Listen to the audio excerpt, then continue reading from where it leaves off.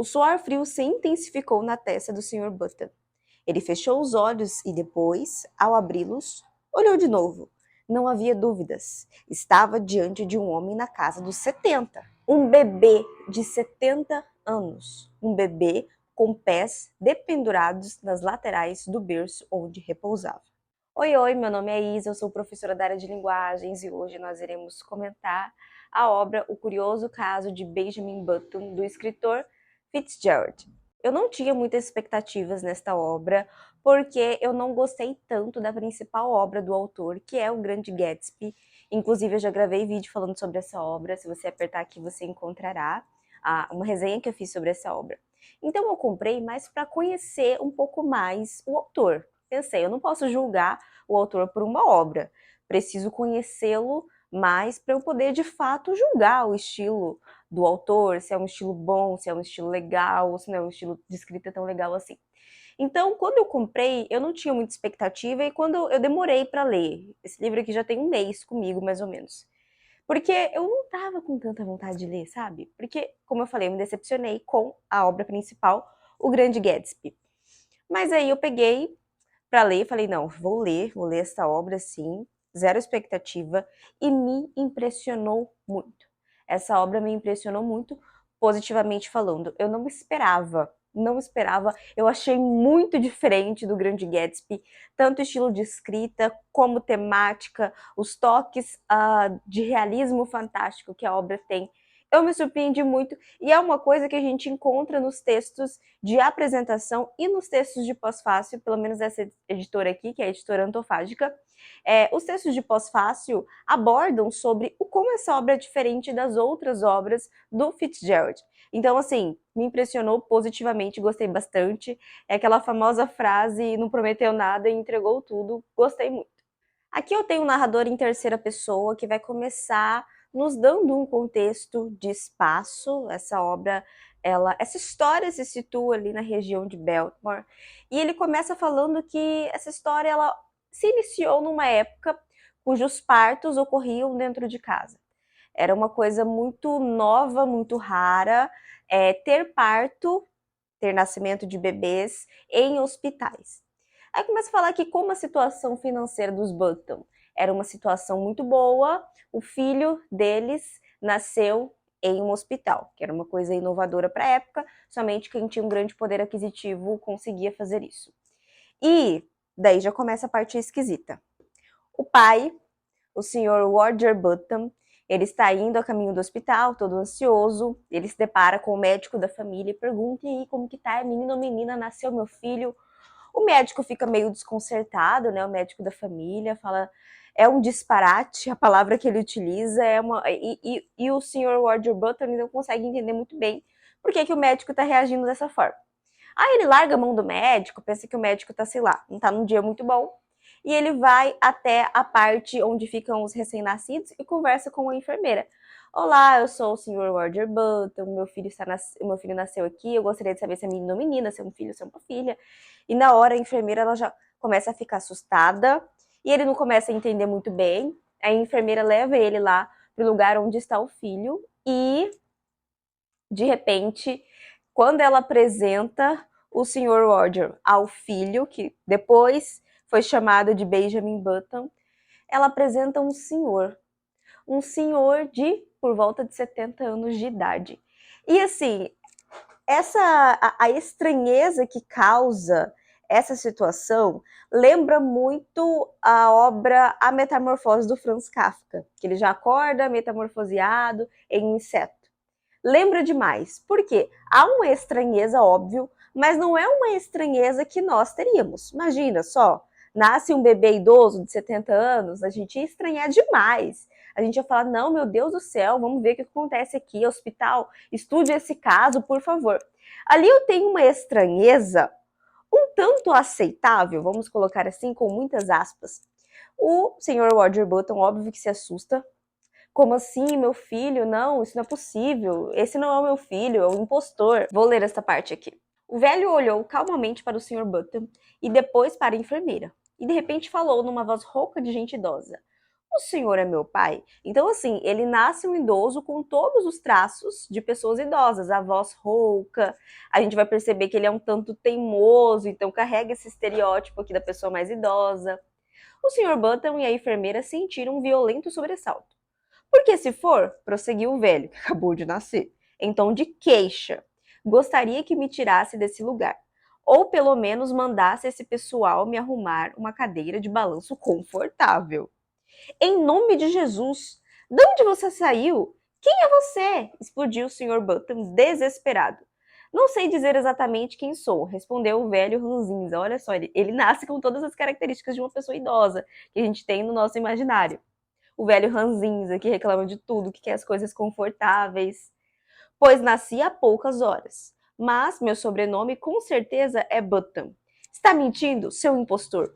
Então, assim, de cara, óbvio, o senhor Roger Button não acredita nisso, acho que ele é um impostor. Mas logo depois que a enfermeira o convence, ele já age com uma certa naturalidade, com muitas aspas.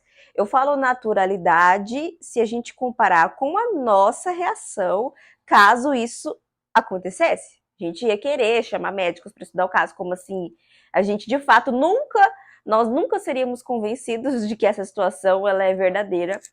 Aí a enfermeira convence de que sim, é de fato, é seu filho. Aí esse senhor que acabou de nascer pede uma roupa pro senhor Roger Button, que no caso é o pai dele. E uma cena muito engraçada é o senhor Roger Button saindo às ruas para comprar uma roupa pro seu filho que acabou de nascer. Então ele chega lá nos estabelecimentos e pergunta: eu quero roupa de recém-nascido. Por um momento ele se esquece que não faz sentido ter uma roupa de recém-nascido, já que o seu filho é grande, tem um corpo de idoso, não faz sentido nenhum. Então o rapaz, fala ali. Ali, não, mas é um recém-nascido grande. Não, ele tem as roupas maiores. Não, ele é adolescente, ele tem 16 anos. Mas eu achei que você tinha acabado de falar que ele era recém-nascido, que tinha nascido às 6 horas. Tem aquela roupa ali. Ele ainda acha que não vai dar neste filho que acabou de nascer, mas que tem uma aparência de 70 anos. Aí ele vê uma roupa no manequim e fala, essa roupa. Aí o vendedor fala, não, mas essa roupa não é pro seu filho? Não, eu vou levar essa roupa. E pega a roupa e leva pro hospital. Aí ele sai às ruas, ele fica meio assim, né? O que as pessoas vão pensar? Como que esse senhor de 70 anos, mais velho que eu, é meu filho, e ele acabou de nascer? Lembra muito o início de Metamorfose, que a família, quando o Gregor Samsa amanhece metamorfoseado em um inseto, a família estranha, mas é um estranhamento diferente do nosso. É um estranhamento aceitável. Lembra muito ali o realismo fantástico das obras do Gogol, as obras lá, o capote, o nariz, principalmente o nariz, eu já falei sobre o nariz, se você apertar aqui você encontrará, eu já fiz análise deste conto ou dessa novela. Tem um momento lá que o Kovalyov, ele acorda sem o nariz e gera um estranhamento, mas não é o estranhamento que nós teríamos, é um estranhamento aceitável. Tanto é que o Sr. Roger Button, ele tenta criar o Benjamin Button, que é o seu filho, que nasceu com uma aparência de um senhor de 70 anos, ele tenta tratá-lo como se fosse um bebê. Então, por um tempo, ele só aceitou que desse leite para o seu filho de 70 anos e não outros tipos de alimentos, sendo que ele poderia comer outros tipos de alimento, porque afinal de contas ele tem o corpo de uma pessoa de 70 anos de idade. Em um certo momento some alguns charutos, aí ele percebe que foi o filho dele que estava fazendo a utilização desses charutos, ele fica com raiva porque o meu filho ele acabou de nascer, como assim ele está usando charutos? Ele ainda não consegue perceber que seu filho nasceu com 70 anos, mas ele tenta criar o Benjamin Button como se fosse uma criança de fato. Tanto é que quando chega lá na casa, eles já tinham contratado uma ama, uma pessoa para cuidar, uma pessoa para dar leite do Benjamin Button. Ela se assusta, como assim? Não é um bebê? Como assim é um senhor? Ela sai correndo, ela foge e a família tenta cuidar dele. No começo tem uma não aceitação, mas logo depois cria ali um laço entre família, querendo ou não, cria um laço entre família. A gente não tem muito a presença da mãe ali, mas ela está, só que ela não é tão presente. Na verdade, este é um livro que a figura masculina ela vai ser muito mais presente do que a figura feminina. Aqui nós só temos basicamente duas figuras femininas, que é, posteriormente, a esposa do Benjamin Button, que irá aparecer, e uma espécie de babá, que vai cuidar dele já quando eles se transformarem em um bebê, que aí eu vou explicar para vocês mais ou menos como que isso vai ocorrer. E daí o livro ele vai começar a narrar o desenvolvimento da história de Benjamin Button. E quando ele chega aos 12 anos de idade, que, né, com aparência de idoso, ele começa a perceber que o cabelo que era branco começou a ficar grisalho, algumas rugas começaram a desaparecer. Ou seja, o livro já nos mostra que vai ocorrer o processo inverso. Ele nasce idoso e morre bebê. É uma brincadeira que o Fitzgerald faz conosco, e a maneira como ele narra isso é com tanta naturalidade que ficou muito verossímil. Por incrível que pareça, ficou muito verossímil, é um livro muito verossímil. Você só tem aquela estranheza ali no começo. É igualzinho ler Metamorfose, ler O Nariz. Você tem aquela estranheza no começo, mas a narrativa ela vai sendo construída de uma forma que você consegue ler com naturalidade, entender e perceber verossimilhança. E os anos eles vão se passando, o Benjamin Button ele vai ficando cada vez mais novo. Quando ele estava ali com uma idade cuja aparência correspondia a 50 anos, porque lembra que ele nasceu, ele parecia ter 70, ele foi rejuvenescendo, ele chegou à aparência de 50 anos de idade. Ele tinha 25, na verdade, mas a sua aparência era de uma pessoa de 50 anos de idade. Ele se apaixona perdidamente, ele conhece uma mulher jovem, ele se apaixona, eles se encontra em uma festa, ela começa a dançar com outras pessoas, ele fica encantado por ela, aí ele chama ela para dançar, ela dança e fala, nossa, eu sou apaixonada por pessoas de 50 anos de idade, eu não quero me casar com uma pessoa mais nova, porque ainda é muito boba, não entende muito da vida, mas eu também não quero casar com uma pessoa de 70 anos, porque já tá próxima dos 80. Tipo assim, ele seria perfeito para ela. E ele apaixonou ali por ela, obviamente. Eles começaram a ter ali uma relação, eles se casaram. No começo não foi uma coisa muito aceita, porque ela era uma pessoa de 20 e poucos anos de idade e ele tinha uma aparência de 50 anos de idade. E ninguém, absolutamente ninguém, acreditava que ele era uma pessoa ali de 18, 20, 25 anos de idade. Ninguém acreditava nisso. Tanto é que o pai desta mulher que ele se apaixonou e queria se casar com ela, não aceitou de cara, ele só aceitou posteriormente, depois que ele percebeu que a condição financeira dos Button estava ficando muito boa por conta do próprio Benjamin Button, que já estava trabalhando ali nos negócios do seu pai, Roger Button. Então ele se casa com essa mulher, ele tem um filho com essa mulher, e mostra como o casamento deles vai sendo prejudicado por conta do rejuvenescimento do Benjamin Button. Porque chega um momento que a sua esposa já está ali com 40 anos de idade e ele já está ali com uma aparência de 30 anos de idade. Ele já está parecendo muito jovem. E isso traz consequência para todos os aspectos da vida dele. Porque ele começa a ter disposição de um homem mais jovem, ele quer ir para festas, ele quer curtir, ele já não começa a achar a sua esposa mais atraente, porque ele já está com aquele espírito de jovem e ela já está com aquele costume de uma pessoa que vai envelhecendo, que vai querendo uma vida um pouco mais pacata, uma vida um pouco mais tranquila. Então ele vai perdendo o interesse nela. Aí logo depois ela viaja para fora, se não me engano era para Itália. E aí já começa a complicar um pouco a situação do Button. Por quê?